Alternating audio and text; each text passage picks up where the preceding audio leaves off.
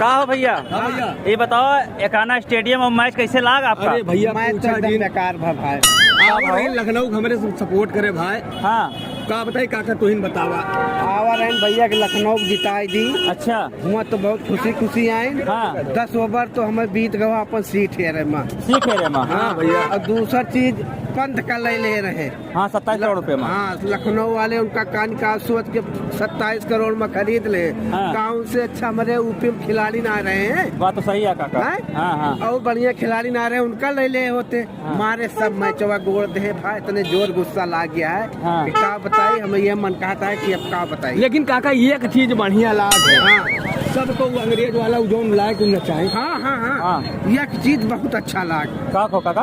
Zone अंग्रेजवन का लायक नचावा। हाँ बढ़िया अंग्रेजी लाओ रहे ये देख के खुश हो गया। मजा आएगा हमारे लखनऊ वाले अंग्रेजी तो लायक नचाए। अरे बहुत बढ़िया। बहुत बढ़िया मजा तसल्ली करके भैया चला जाता है घरे हमारे। नहीं नहीं ठीक है ठीक है भैया। चला काका। ठीक।